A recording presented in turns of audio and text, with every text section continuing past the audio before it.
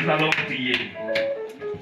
Seigneur, ce soir, nous sommes dans ta maison et nous sommes dans ta présence. Seigneur, tu es tout pour nous. Et plusieurs d'entre nous ce soir avons des attentes où nous savons que c'est toi seul qui peux exaucer à ces attentes. Et ma prière, Seigneur, ce soir, que personne ne rentre d'ici comme elle est venue. Au nom de Jésus. Amen. Amen. Amen. Amen. Asseyons-nous.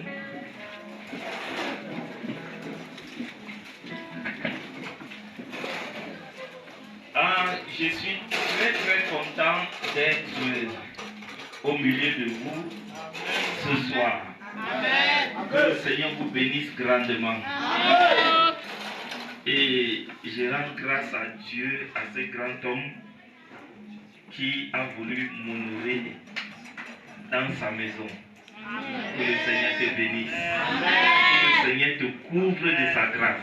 Amen. Que le Seigneur soit ton Dieu. Amen. Alléluia. Amen. Vous savez, j'ai toujours l'habitude de dire, et je le dirai toujours. Peu importe qui je suis, la personne la plus importante pour vous, c'est lui. Amen. Alléluia. Amen. Alléluia. Amen. Comprenez-moi bien. Peu importe ce que je suis. Aujourd'hui, je suis venu. Je vais peut-être passer 2 jours avec vous et je vais partir. Mais lui, il sera là. Amen. Et vous savez, il y a un principe physique qui est aussi spirituel. Et c'est ce que beaucoup de chrétiens ne connaissent pas. La façon dont tu considères ton père biologique déterminera la façon dont ton père va te bénir. Amen. Et la manière dont tu considères ton père spirituel déterminera la manière dont ton père va te bénir. Amen. Est-ce que vous savez, si vous voulez vous entrer dans la Bible, je n'ai pas le temps pour ça. Si cet homme est content de quelqu'un ici, même s'il ne le dit pas, cette personne est obligée d'être bénie. Mais si tu le fustes, il n'a pas besoin de dire un mot. Toi-même, tu as déjà créé ton problème. Alléluia. C'est pourquoi vous allez voir que dans la parole de Dieu, les fils luttaient pour arracher la bénédiction du Père.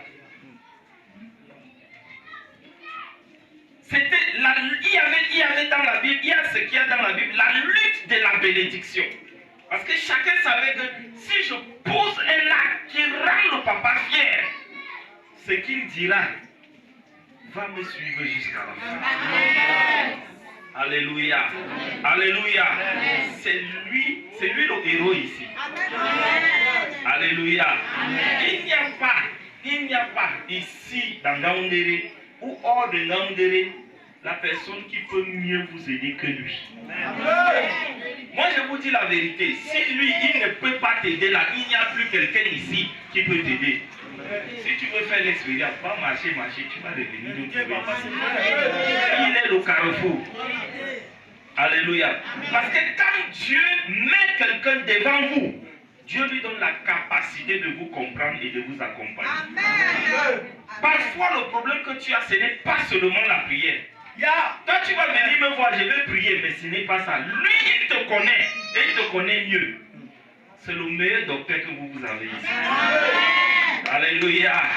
Si toi, tu viens me voir, il va te dire que mon frère va prier, je vais partir moi ma chose. Mais lui ne va pas te dire, va prier, il va prendre son temps.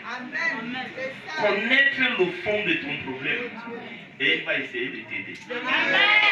C'est pourquoi moi, quand j'arrive dans une église, je ne veux pas prendre le numéro de quelqu'un et je ne veux pas que quelqu'un me donne son numéro. Je finis ce que j'ai à faire. Mais s'il y a un problème, il est le mieux placé. Amen. Alléluia. Amen. Faites de votre papa le papa que vous voulez voir. Amen. Amen. Amen. C'est-à-dire, faites de lui cet homme que vous voulez voir. Si vous souhaitez que votre papa soit le genre de papa qui marche à pied, faites-le. Mais si vous voulez que votre papa soit le papa qui va aussi un jour conduire la voiture, vous pouvez le faire. Amen. Ce qui est impossible aux hommes. Alléluia. Amen. Alléluia. Amen. Un jour, un ancien est venu me voir. Il me dit, on veut te voir. Il me dit, viens avec ta femme. J'étais même ici à mon Dieu. Il me retire derrière, il me dit, bon, tu es aussi un ministre de Dieu. Et notre maman, c'est la femme du ministre. Pourquoi les ministres doivent voyager par avion et toi, tu dois prendre la route? Désormais, tu ne voyages plus par route. Aussi longtemps que nous sommes là, tu ne voyages plus par route. Il dit, papa, voilà ton billet d'avion. Maman, voilà ton billet d'avion.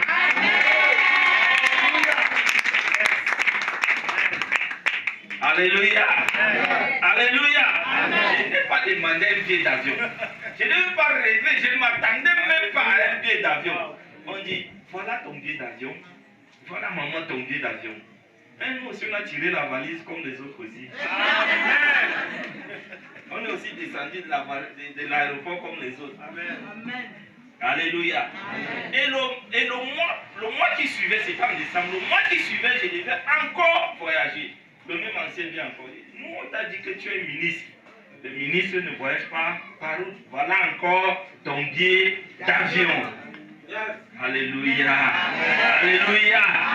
C'est les gens qui ont voulu donner une valeur à leur papa. Donnez-lui de la valeur. Amen. Même s'il ne prie pas pour vous, ça va aller. Amen. Que le Seigneur vous bénisse. Amen. Amen. Amen. Ce soir, vous savez, moi je suis quelqu'un d'imprévisible. Donc, si vous attendez beaucoup de moi, vous serez surpris. Parce que j'aime suivre le Saint-Esprit, j'aime être conduit par le Saint-Esprit. Mais ce soir, ce qui est sûr, c'est que Dieu va parler à quelqu'un. Amen. Alléluia. Allons rapidement dans le livre de Jean, chapitre 5. Jean, chapitre 5. C'est tellement long, peut-être qu'on va essayer de couper ça. Jean, chapitre 5, à partir du verset 1. Est-ce qu'il y a quelqu'un qui peut nous faire la lecture? Lis seulement. Le moment venu, je vais simplement te dire d'arrêter. Jean chapitre 5. Jean chapitre 5 à partir du verset 4. Après cela, il y eut une fête des Juifs. Et Jésus monta à Jérusalem. Or, à Jérusalem, près de la porte des brebis, il y a une piscine qui s'appelle en hébreu Bethesda et qui a 5 portiques. Sous ces portiques étaient couchés un grand nombre de malades, des aveugles, des boiteux, des paralytiques qui attendaient le mouvement de l'eau. Car un ange descendait de temps en temps dans la piscine et agitait l'eau. Et celui qui y descendait le premier, après que l'eau avait été agitée, était guéri, quelle que fût sa maladie. Là se trouvait un homme malade depuis 38 ans. Tu vas arrêter au verset 8. Continue. Verset 6. Jésus, l'ayant vu coucher et sachant qu'il était malade depuis longtemps, lui dit, veux-tu être guéri? Le malade lui répondit, Seigneur, je n'ai personne pour me jeter dans la piscine tant l'eau est agitée. Et pendant que j'y vais, un autre descend avant moi. Verset 8. Lève-toi, lui dit Jésus, prends ton lit et marche. Alléluia. Alléluia. Ce matin, s'il y a même un thème à donner, c'est que j'aimerais que tu dises à ton voisin, lève-toi. Prends ton lit et marche.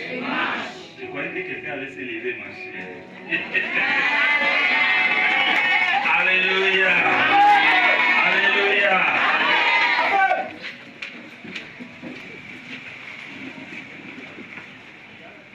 Vous savez, moi j'ai une façon de prêcher et partout c'est comme ça que je le fais. Nous avons lu un verset dans un livre appelé le livre de Jean. Et Jean, dans la Bible, est considéré comme le disciple que Jésus aimait le plus. Mais quand vous lisez le livre de Jean, il est important que les chrétiens sachent une chose, l'importance de la lecture et de la parole de Dieu. Alors quand vous lisez le livre de Jean, vous allez voir que le livre de Jean, excusez-moi du gros mot, mais je vais expliquer ça. Le livre de Jean, c'est le livre le plus, on appelle ça, christocentrique. C'est-à-dire, c'est le livre qui parle plus de Jésus. Et en lisant, vous allez voir que Jean lui-même, parce que ce n'est pas Jean-Baptiste qui a écrit, mais Jean, le disciple de Jésus, que Jésus aimait. Alors, en parlant de Jésus, lui, il s'est laissé, il s'est oublié. Il n'a pas trop parlé de lui-même, mais il s'est focalisé à parler plus de Jésus. Donc, et voilà pourquoi j'encourage beaucoup de gens à lire le livre de Jean. Et dans le livre de Jean chapitre 5 que nous lisons, nous allons parcourir une histoire très très intéressante. Mais avant d'arriver dans Jean chapitre 5, j'aimerais qu'on reprenne un peu à partir de Jean chapitre 3. Parce que je vais nous amener quelque part ce soir. Dans Jean chapitre 3, Jésus vient et croise un monsieur que j'appellerais d'intellectuel. Un monsieur qui avait une connaissance de la loi. En d'autres termes, aussi il fallait parler de lui aujourd'hui, on allait dire un monsieur qui a étudié la théologie. Un monsieur qui avait un niveau et qui comprenait les choses de la Bible. Et cet homme s'appelait Nicodème. Le monsieur est venu voir Jésus la nuit parce qu'il avait une capacité. Et il est venu faire un échange d'idées avec Jésus. Il a essayé de discuter avec Jésus. Parce qu'il avait quelque chose à discuter avec Jésus. Et dans Jean chapitre 4 maintenant, Jésus vient auprès d'un puits et trouve une femme. Cette femme était venue puiser de l'eau. Et ce qui est curieux, cette femme pouvait même discuter avec Jésus. Et Jésus cause avec la femme et se révèle, prend du temps avec la femme et se révèle même à cette femme. Et une fois que cette femme découvre qui est Jésus, la femme a même laissé son récipient et allait mobiliser tout un village pour dire, venez voir, c'est lui qui, cet homme qui ne me connaît pas, mais qui a pu détailler ma vie. Maintenant, Jésus arrive dans Jean chapitre 5. Et là, on parle de l'histoire d'un homme. On dit, il y avait un homme. Et ce qui attire mon attention d'abord, c'est qu'il n'avait même pas de nom.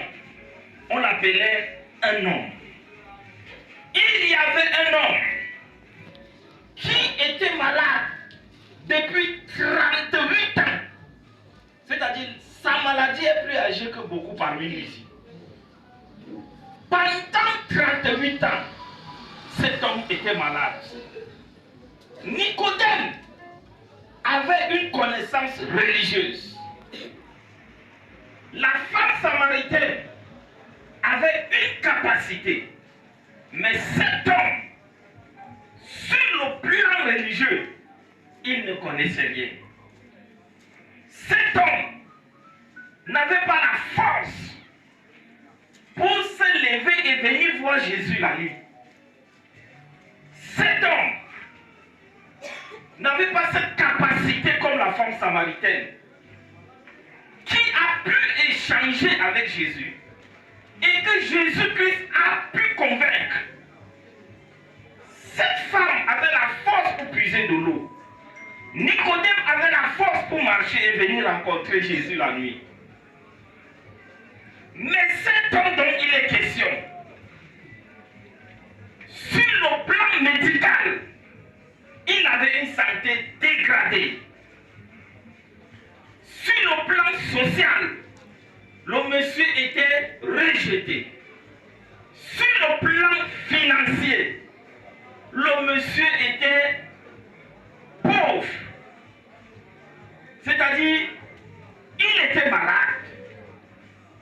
Sur le plan social, il n'avait personne.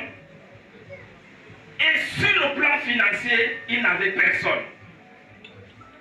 Parce que dans la vie d'aujourd'hui, personne n'aimerait marcher avec celui qui n'a rien.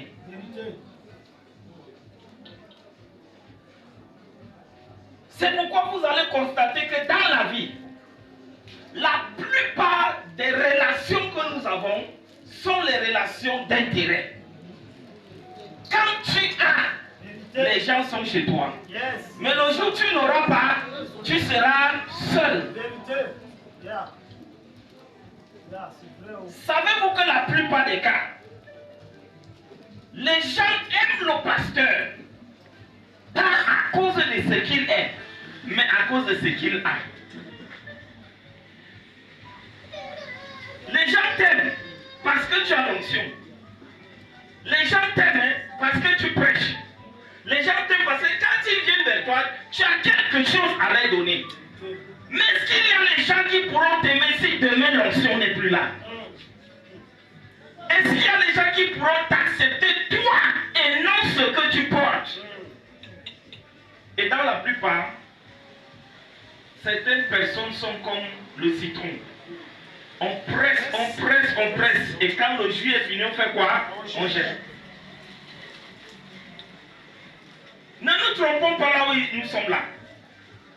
Dans la vie d'aujourd'hui et dans la société d'aujourd'hui, c'est les relations par intérêt. Vous n'allez jamais voir quelqu'un s'associer à une personne qui ne fait rien et dit que c'est mon ami. Chacun cherche là où il va avoir quelque chose. Et les gens viennent là où ils pensent avoir quelque chose. La vie sociale aujourd'hui est une vie plus d'intérêt. C'est pourquoi la vie que vous voyez est injuste. Je ne sais pas si ça vous est arrivé à vous, mais à nous ça arrive.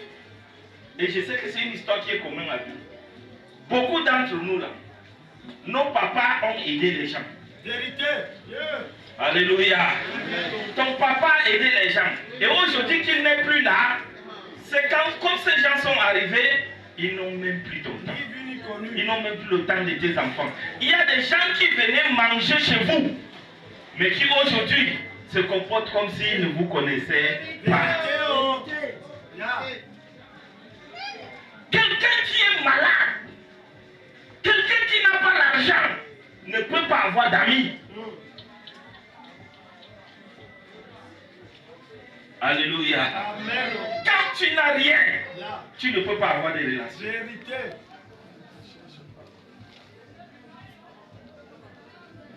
Il y a des gens ici qui prient que Dieu me met Samuel Eto'o sur mon cheveu. Alléluia. Il y a des gens ici qui rêvent que le jour où je vais croiser un ministre, le ministre là va me dire la vérité. Il y a de cela 3 jours, 4 jours. Je suis allé voir un ministre ici à Gandéry. Et j'ai dit, je veux voir le ministre. Et quand je suis arrivé, il y avait les gens qui, oui. Et j'ai vu son gars de corps, il me connaissait. Il dit, c'est quoi? Il dit, non, je suis venu voir le ministre. Mais je lui ai dit, écoute-moi bien, je ne suis pas venu voir le ministre pour l'argent. Donc ne me classez pas parmi les gens qui... Et quand le ministre m'a reçu, je lui ai dit que, Excellence, moi je ne suis pas venu vous demander de l'argent. Voilà mon problème, c'est tant. Je ne veux même pas vous perdre le temps. Tout ce que je veux là, c'est des conseils et des orientations. Je ne suis pas venu donc enlever d'abord ça. Il a commencé à rire. Alléluia. Et il m'a dit tant. Et j'ai dit merci beaucoup. Au revoir, monsieur le ministre. Mon frère. Alors qu'il y a des gens qui étaient là qui disaient que il faut qu'il me lance aujourd'hui. Parce que le rang. Donc, les gens cherchent les relations. Mais cet homme, sur tous les plans, n'était rien et n'avait rien. Laissez-moi vous dire une chose. Quand toute ta vie, quand tu as vécu ou tu as passé la plupart de ta vie à aller de problème en problème, ça laisse une marque dans ta vie. Ce qui fait que quand ta vie a toujours été de problème en problème, de situation en situation, à un niveau de ta vie, même si tu es à l'église, même si tu chantes, même si tu pries, au fond de toi, tu ne crois plus en rien. Parce que pour toi, c'est comme si tu es né pour vivre seulement dans les problèmes. Quand un problème finit, c'est l'autre qui s'élève. Quand une situation finit, c'est l'autre qui s'élève. Si ce n'est pas la maladie, c'est l'enfant. Si ce n'est pas l'enfant, c'est les dettes. Si ce n'est pas les dettes, c'est le deuil. Si ce n'est pas le deuil, c'est des problèmes et des problèmes. Et je te dis que quand tu vis une vie successive de problèmes, tu peux danser comme tu peux danser à l'église. Tu peux prétendre que Dieu est ton miracle. Mais au fond, tu ne crois plus en rien. Ça laisse une marque indélébile dans ta vie. Au point où il y a des gens ici, quand on dit de dire Amen, ils disent seulement Amen en cœur. Quel Amen je n'ai pas encore dit? Quel reçoit je n'ai pas dit? Quel Alléluia je n'ai pas fait? Si c'est sauter là, j'ai sauté. Si c'est arraché, j'ai arraché. Si c'est crier, j'ai crié. Si c'est à genoux, je me suis mis à genoux. Maintenant, on fait seulement. On fait seulement. Ou bien, comment on dit qu'il y a un homme de Dieu qui arrive? Peut-être que ça peut marcher par lui. Venons quand même. Il y a des gens qui cherchent et qui se disent que essayons quand même. Il y a des gens qui viennent à l'église pour essayer quand même. Parce que, à vrai dire, on a tout fait. Vous ne pouvez pas imaginer la situation de cet homme. Pendant 38 ans. Donc seulement malade pendant 10 ans, tu vas confirmer. Même un an. Mais on dit que le monsieur était malade pendant combien d'années? 38 ans. Quand tu tombes malade pendant 38 ans, même ta famille sera fatiguée de toi. Tes amis seront quoi? Fatigués de toi. Et la pire des choses, cet homme ne pouvait pas marcher comme Nicodème pouvait marcher. Cette femme samaritaine pouvait marcher, mais lui, il ne pouvait pas marcher. Et la pire des choses encore, c'est qu'il était seul. Parce qu'il n'y avait personne autour de lui. En fait, c'est le genre de situation où au départ, ta famille commence à prendre à toi-même. J'ai vécu une situation d'une femme qui est tombée malade. Et la femme habitait dans sa famille, dans la maison familiale. Au départ, les gens prenaient soin d'elle. À un moment, ce sont ses propres filles qui l'ont abandonnée dans la maison. Elle est restée avec une petite fille. C'était sa petite fille. Elle ne marchait plus. Elle ne voyait plus. Et une fois quand je suis allé là-bas, j'ai mobilisé l'église. Et l'église a fait des contributions pour l'aider. À un moment, quand je suis arrivé là-bas, elle ne pouvait plus marcher. Elle parlait à peine. Dis à ton voisin que Dieu, quand Dieu n'a pas encore dit non, que personne ne dise non. Écoutez, je vais être honnête. Quand j'ai vu cette femme, j'ai vu la mort. Mais Dieu a vu la vie. Amen. Vous savez ce que j'ai fait? J'ai prêché à cette femme. Je lui ai dit que le Seigneur est capable de te guérir. Mais le meilleur conseil que moi je vais te donner, c'est que si tu as les problèmes avec les gens, mets-toi en ordre avec eux. Parce que son état, la situation dans laquelle elle se retrouvait est catastrophique. Ce qui m'a fait mal, c'est que tout autour, les foyers polygamiques sont terribles. Tout autour, c'était la famille. C'était même père, mais différent. Mais elle était qu'avec une petite fille. Elle était abandonnée à elle-même. Par ses propres enfants, par les membres de sa famille. Tant que tu es en santé, tu ne sauras pas qui est véritablement ton ami. Tant que tu es en santé, tu ne sauras pas véritablement qui sont les gens de ta famille. Tes propres enfants peuvent t'abandonner. Alléluia. Alléluia. L'épreuve détermine tes vrais amis et tes faux amis. Et l'épreuve détermine qui sont les vrais membres de ta famille et qui sont les faux membres de ta famille. Et j'ai demandé à cette fille de se préparer. Je lui ai dit, ça peut arriver que Dieu décide de te prendre. Sois prête. Et je suis parti.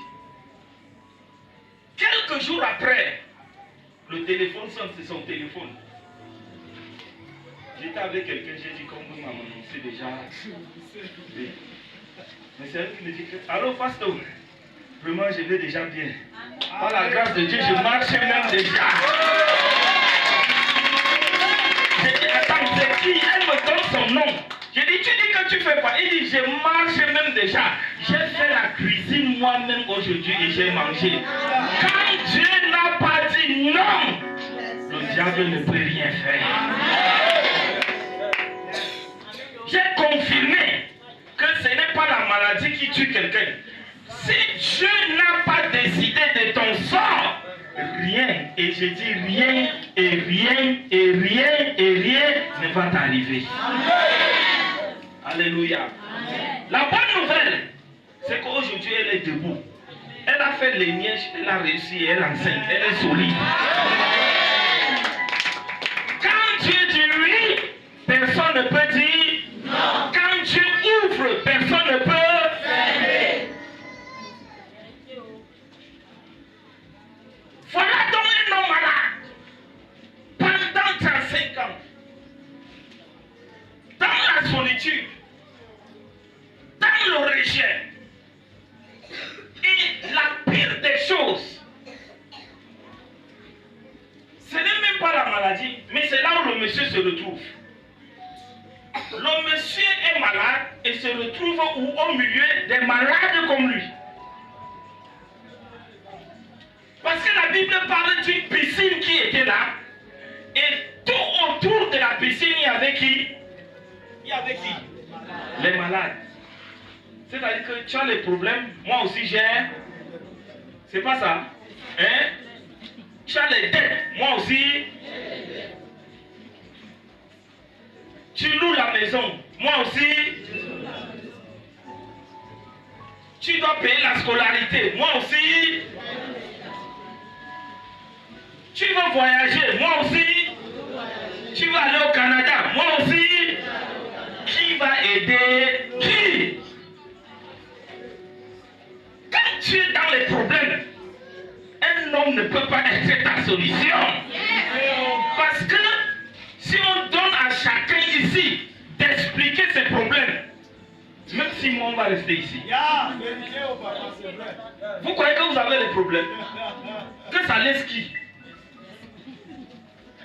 C'est pas parce qu'il prie pour vous, hein, que lui-même il voit.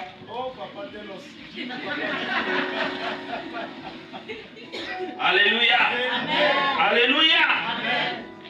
Chacun de nous ici a des problèmes. C'est pas parce que tu vois quelqu'un bien habillé en veste. Chacun de nous a des problèmes.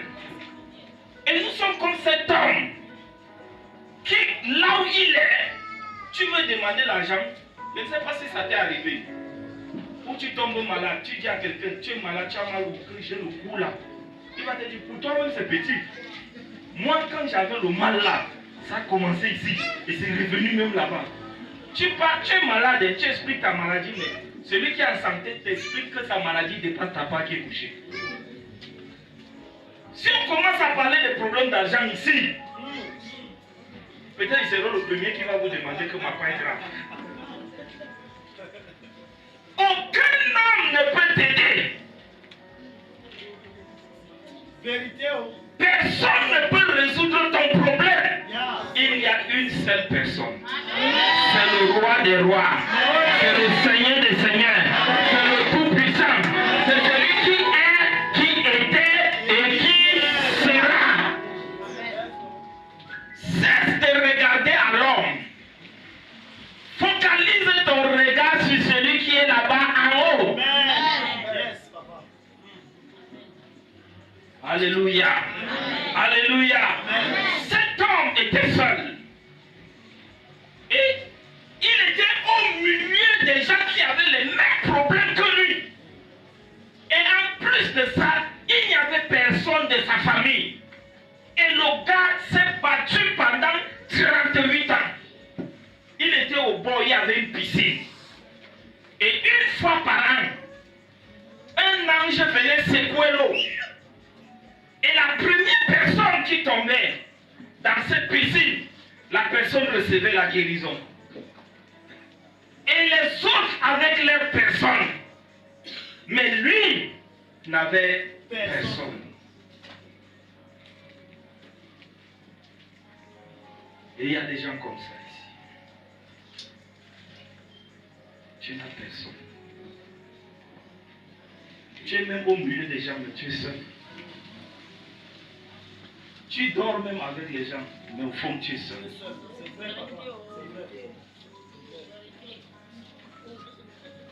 Il y a des gens qui n'ont personne. Et il y a des gens sur la terre, ils n'ont plus de père, ils n'ont plus de mère. Il y a des gens qui marchent. Vous ne pouvez pas imaginer les larmes qui coulent au fond de leur cœur. Nous sommes dans une société où on n'a personne. Le ministre même ne peut pas nous aider. Il y a des gens ici. Vous avez même des gens qui sont haut placés, mais qui font comme s'ils ne vous connaissent pas. C'est pour vous que cette soirée a été conçue. Alléluia. Pendant que chacun était avec sa personne pour jeter dans l'eau, Jésus cherchait les gens qui n'ont personne.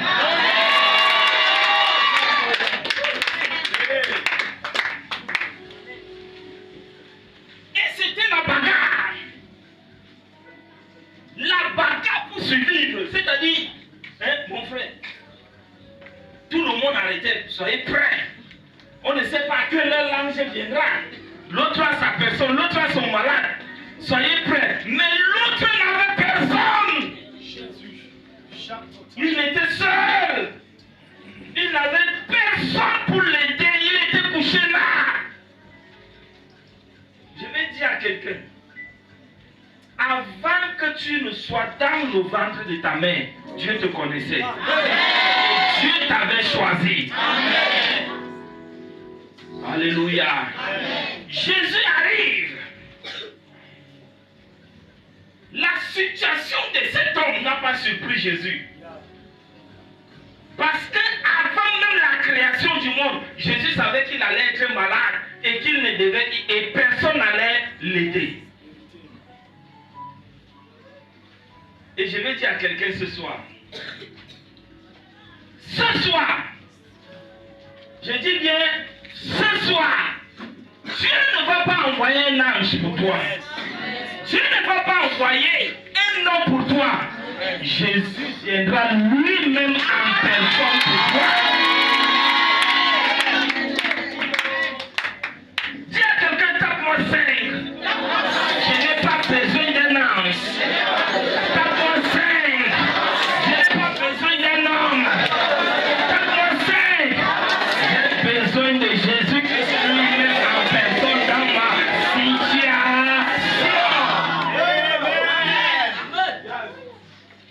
Alléluia. Amen. Alléluia. Amen. Jésus arrive. Amen. Et il se rend compte que chacun a sa personne. Amen. Et il se rend compte qu'il y a une personne qui est seule. Et il arrive. Il trouve la personne. Il lui pose la question. Veux-tu être guéri? Vous savez, la foi est quelque chose de très profond. Je vous ai dit au départ que quand tu as déjà vécu des situations dans ta vie, tu as le syndrome de peut-être ça. On lui demande, veux-tu être guéri? Sa réponse est, je n'ai personne. On t'a demandé, tu es venu avec qui?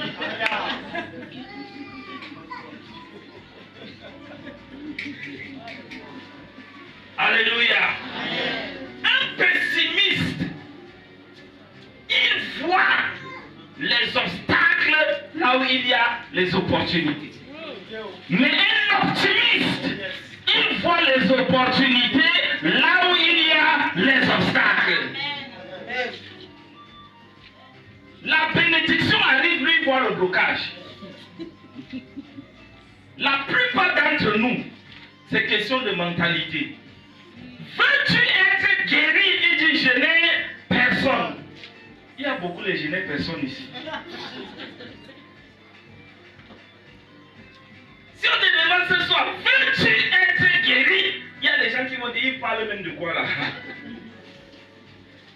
Le monsieur dit, je n'ai quoi? Personne.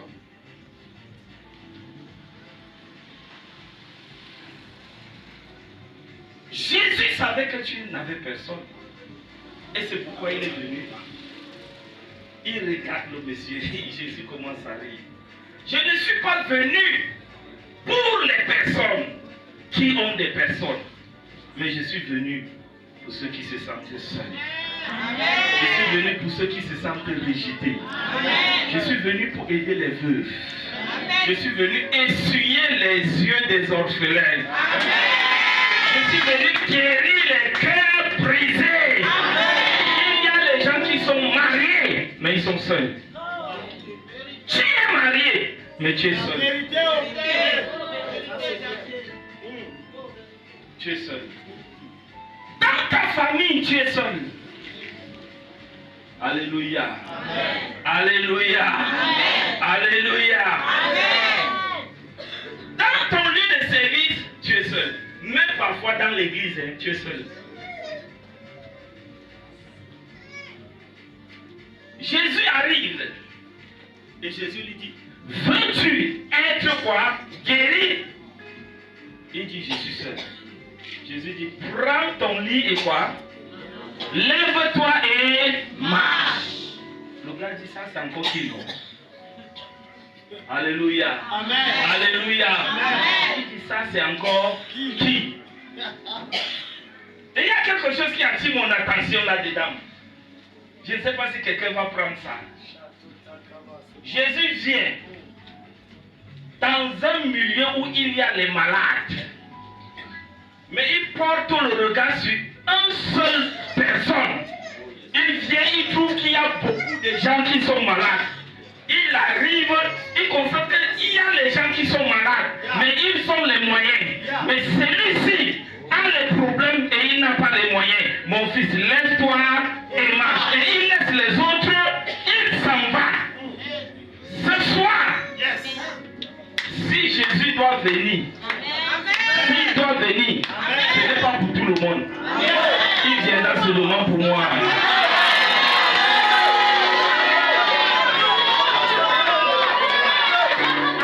Je dis ce soir, ce n'est pas pour toi.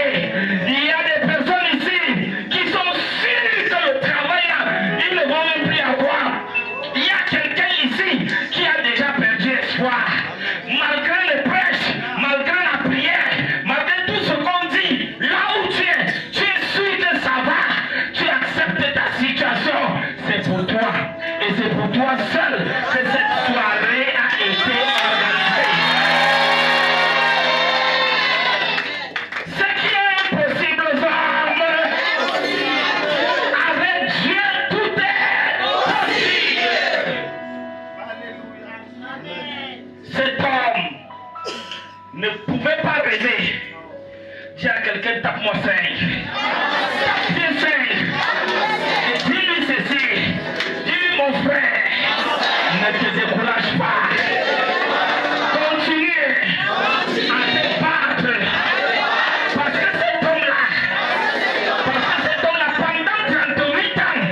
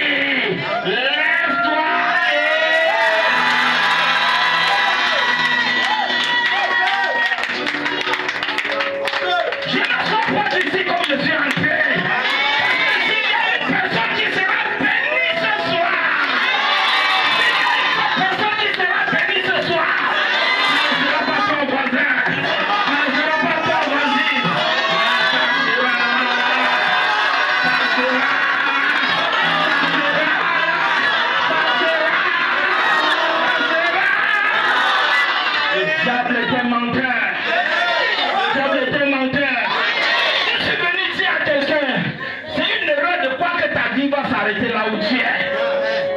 C'est une erreur. Qui t'a dit que tu vas finir ta vie comme ça? Qui t'a menti? Après 38 ans, Dieu a donné un témoignage à cet homme. Il pouvait marcher. Il pouvait voir les autres malades. Il dit, ça donne? Il pouvait dire la santé. Ça marche? Ça marche? Et les autres malades qui pouvaient le regarder. Pardon, viens m'aider. Viens m'aider, me jeter. Le gars portait son lit. Il a plié bien son truc. Il a ramassé. Continue à souffrir. Continue à compter sur l'ange. Continue à compter sur les hommes. Mon Jésus est quitté de moi. Il est venu juste pour moi. Juste pour moi. Et il m'a guéri.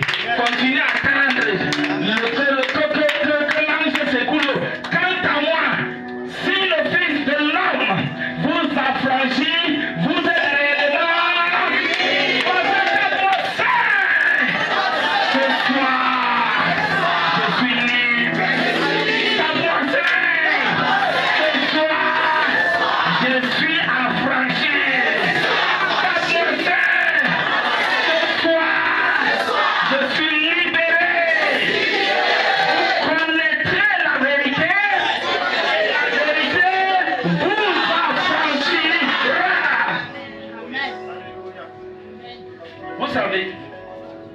La Bible dit, la foi vient de ce qu'on entend. Et ce qu'on entend vient de quoi? De la parole de Dieu. Quand on lit cette histoire, ça paraît banal. Pierre et Jean entrent dans le temple et ils trouvent un handicapé qui est là. Et le monsieur demande de l'argent. Et ils lui disent, nous n'avons ni or, nous n'avons quoi? Ni argent. Mais ce que nous avons, nous te donnons. Au nom de Jésus, lève-toi et marche. Ils n'ont pas arrêté la main de la personne. Ils ont dit, au nom de Jésus, lève-toi et marche. Imagine, tu trouves un handicapé maintenant. Tu lui dis, au nom de Jésus, lève-toi et marche. Il va dire, le type c'est normal. Si quelqu'un ne voit pas maintenant, j'ai dit au nom de Jésus, ouvre tes yeux. Il va dire, parle même à qui? Il sait qui a prié pour moi. Lui, il sort d'où? Alléluia. Voilà quelqu'un, on dira, qui n'est même pas chrétien. Mais qui écoute une parole. Lève-toi et marche. Quelqu'un qui ne le connaît même pas. Il ne savait même pas que c'était Jésus. Et on lui dit, lève-toi et marche. Quelqu'un qui est paralysé pendant 38 ans. On lui dit, lève-toi et marche. Imaginez comment il s'est débattu. Il s'est débattu. Imaginez s'il s'est posé les questions. Et à un moment, le gars lui-même s'est levé. Lui-même, il a commencé à voir tout doucement. C'est celui qui s'est levé. Et ses pieds tremblaient. Et à un moment, il a vu que l'affaire a donné. Ça marche. Donc c'est vrai. Il tire son pied, il voit que c'est bon. C'est bon. Après, le problème que nous avons quand nous venons dans la présence de Dieu, nous croyons que c'est l'homme qui est la solution. Cet homme s'est levé dans son esprit et son corps a reçu la guérison. Si tu te lèves dans ton esprit, la solution viendra. Alléluia. Lève-toi et marche. Ça a d'abord une connotation psychologique. Là où tu es, si tu ne te lèves pas au fond de toi, même si on te met dans un seau d'huile d'onction, ta situation ne changera pas. Le miracle, c'est la chose la moins facile. Le miracle ne commence pas par le geste que tu fais, mais c'est ce qui se passe à l'intérieur de toi.